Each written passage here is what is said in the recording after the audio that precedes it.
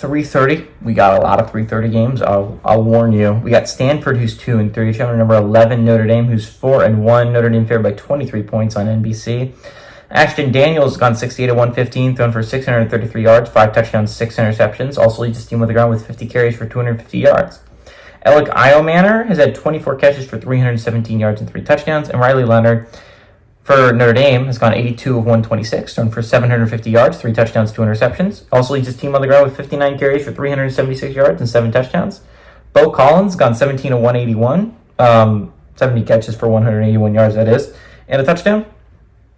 Notre Dame is 22-14 all-time against Stanford. Last game did go to Notre Dame in 2023. They have won 4 or 5. But the last time they were in South Bend, Stanford did actually beat them.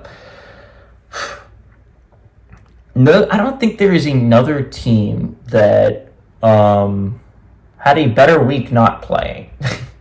Notre Dame did not play last weekend, and that actually helped them out a lot. That put them to the number 11 slot.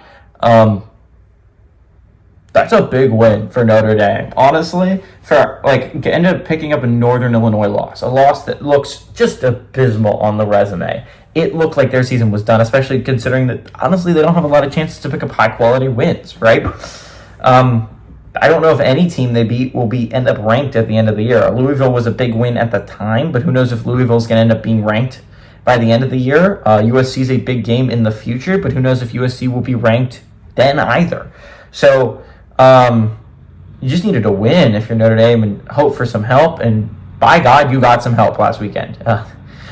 Some insane endings, insane upsets last weekend. And honestly, when we have a weekend that's really crazy, the next weekend is typically not that insane. It's pretty typical. And that's what's probably going to happen this weekend, right? Notre Dame's the better football team. Stanford isn't a great team. I think a lot of people can admit that. They have that one win over Syracuse, and that was a big win over Syracuse on the road. But it's just not going to happen again. Stanford's not a great football team. Notre Dame's a really good football. They're really solid, at least. They're not going to have the chance to get an automatic bid, so you're going to have to build an at-large resume. I think if the season ended today, you would likely not be in.